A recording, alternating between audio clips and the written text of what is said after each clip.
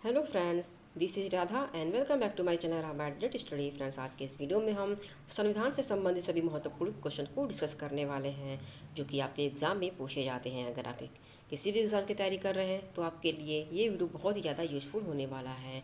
और यकीन मानिए फ्रेंड्स, आपके सभी एग्ज़ाम में इस टॉपिक से 4 से 5 क्वेश्चन जरूर पूछे जाते हैं।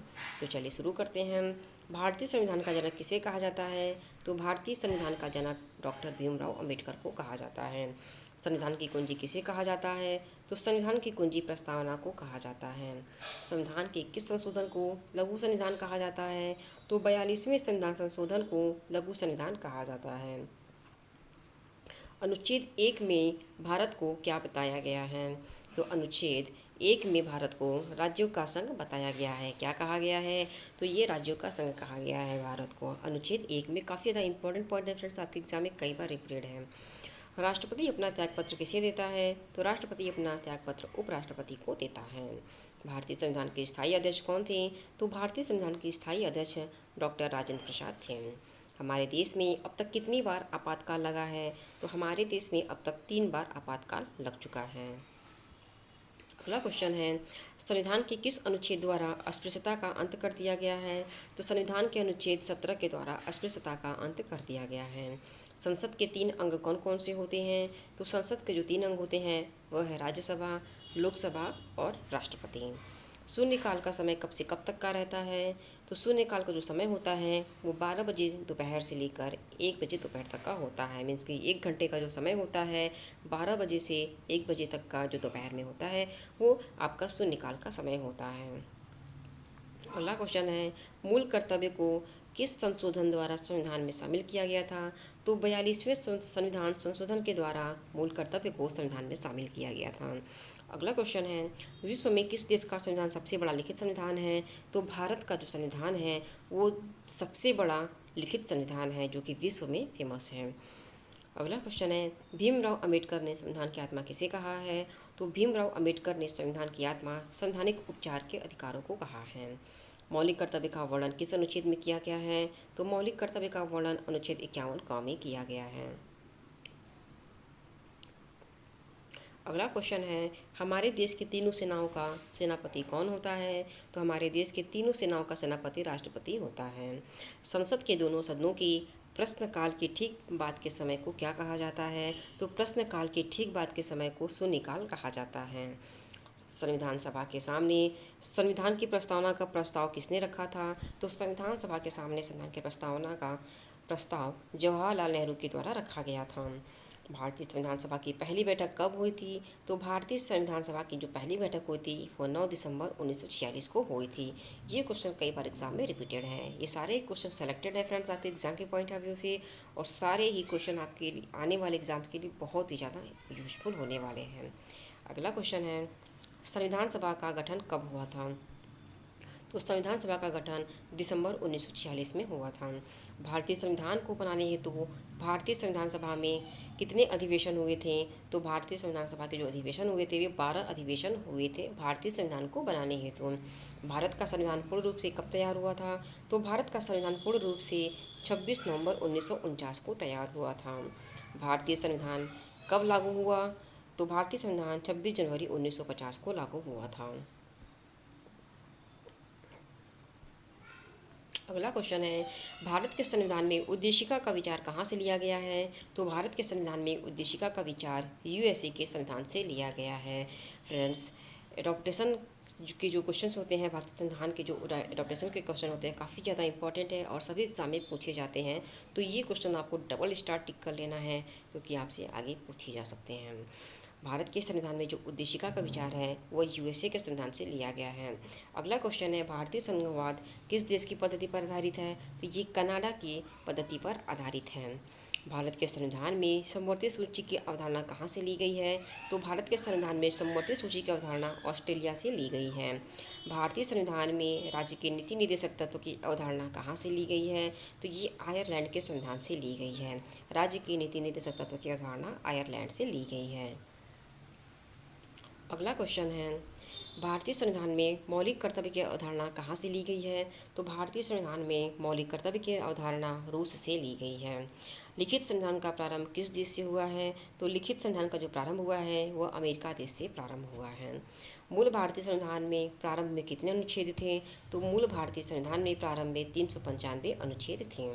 विधि के समक्ष समानता का अधिकार किस अनुच्छेद से संबंधित है? तो विधि के समक्ष समानता का अधिकार अनुच्छेद 14 से संबंधित है। भारतीय संविधान में कितने भाग, अनुच्छेद और अनुसूचित थे? तो मूल भारतीय संविधान में 12 भाग, 395 अनुच्छेद और 8 अनुसूचियाँ थीं। वित्त आयोग का संबंध किस अनुच्छेद से है? तो वित्त आयोग का संबंध अनुच्छेद 280 से है। संविधान के किस संशोधन द्वारा मतदान की आयु 21 वर्ष से घटाकर 18 वर्ष कर दिया गया है? तो संविधान की 61वें संविधान संशोधन के द्वारा मतदान की आयु को 18 वर्ष कर दिया गया है। मौलिक अधिकार को सबसे पहले किस देश में मान्यता दी गई थी? तो मौलिक अधिकार को सबसे पहले अमेरिका देश में मान्यता दी गई थी। अगला क्वेश्चन है, संविधान के किस संशोधन द्वारा संपत्ति के मौलिक अधिकार को समाप्त कर दिया गया है? तो संविधान के 44वें संविधान संशोधन के द्वारा मौलिक अधिकार को समाप्त कर दिया गया।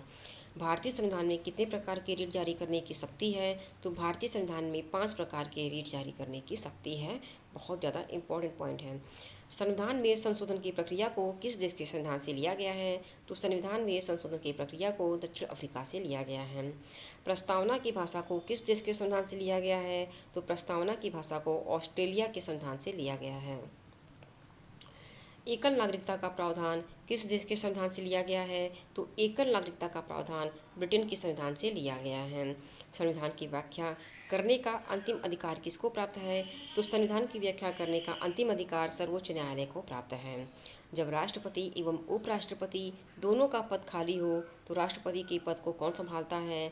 तो भारत के मुख्य न्यायाधीश राष्ट्रपति के पद को संभालते हैं। जब राष्ट्रपति एवं उपराष्ट्रपति दोनों का ही पद खाली होता है। भारतीय संविधान की प्रस्तावना किन शब्दों से शुरू होती है? तो जो भारतीय संविधान की जो प्रस्तावना है, हम भारत के लोग से शुरू होती है। 42वें संशोधन द्वारा प्रस्तावना में कौन सा शब्द जोड़ा गया था? तो 42वें संशोधन द्वारा प्रस्तावना में समाजवाद, धर्मनिरपेक्ष अखंडता शब्द को जोड़ा गया था।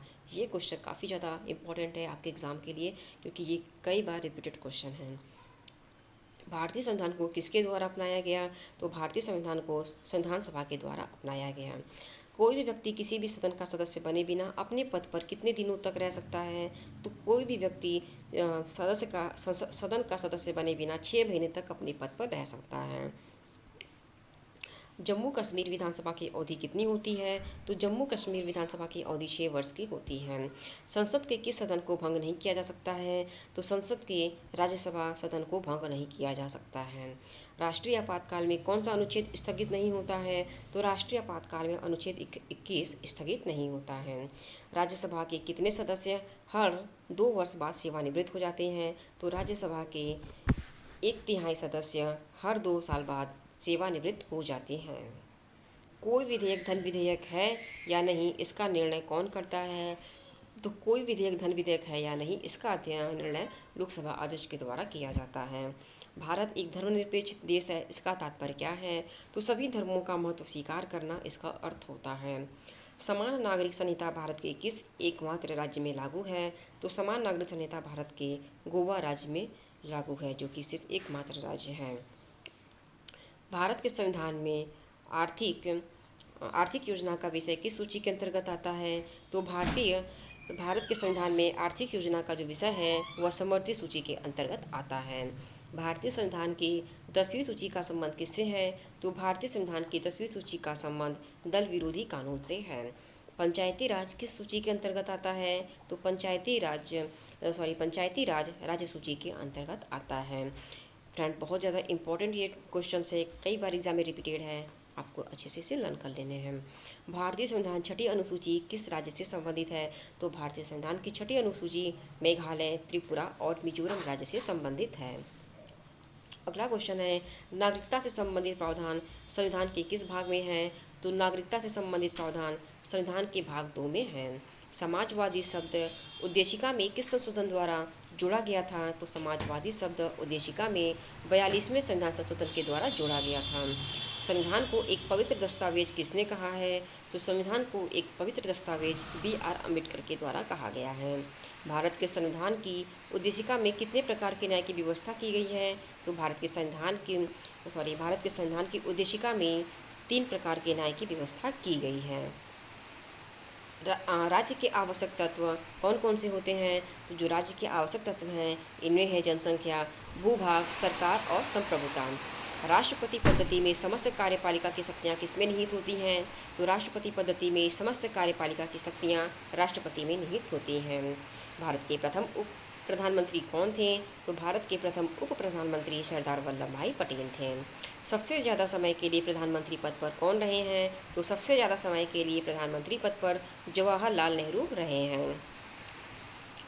संविधान का कौन सा अनुच्छेद वोट देने का अधिकार देता है? तो संविधान का अनुच्छेद 326 वोट देने का अधिकार देता है। किस देश में दोहरी नागरिकता का प्रावधान है? तो अमेरिका में दोहरी नागरिकता का प्रावधान है। संविधान के किस अनुच्छेद में प्रेस की स्वतंत्रता वर्णित है? तो संविधान के अनुच्छेद 19 क में प्रेस की स्वतंत्रता वर्णित है। भारत का प्रथम नागरिक कौन होता है? तो भारत का प्रथम नागरिक राष्ट्रपति होते हैं, जो भारत के प्रथम नागरिक कहलाते हैं।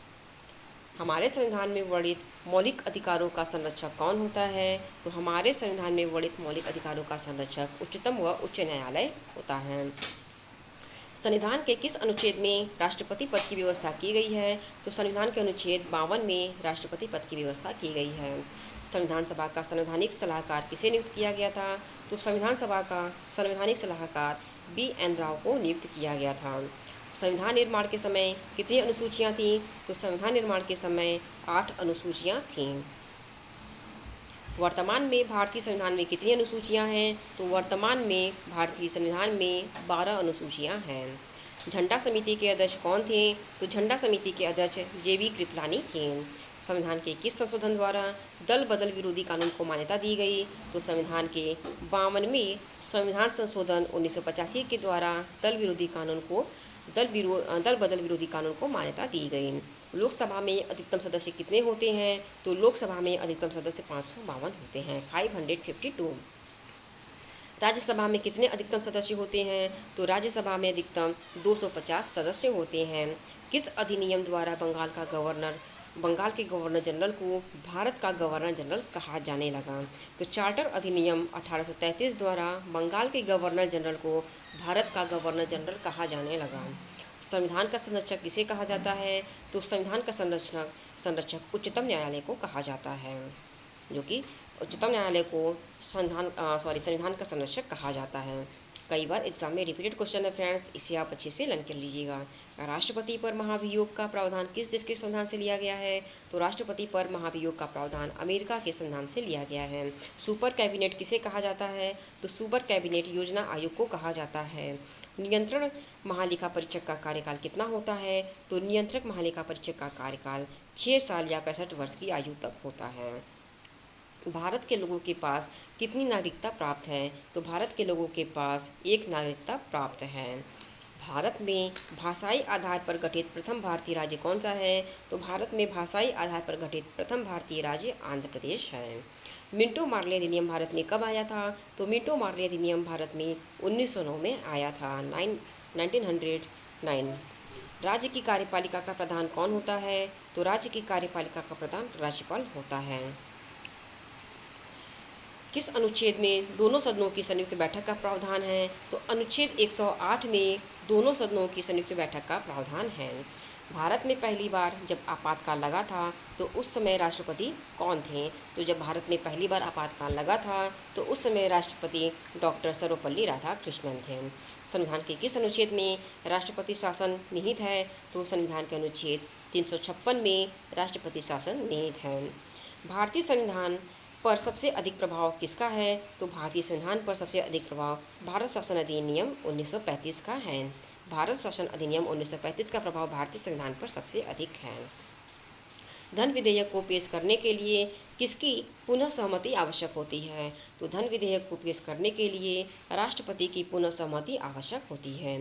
प्रधानमंत्री बनने के लिए न्यूनतम आयु कितनी होनी चाहिए? तो प्रधानमंत्री बनने के लिए न्यूनतम आयु 25 वर्ष होनी चाहिए।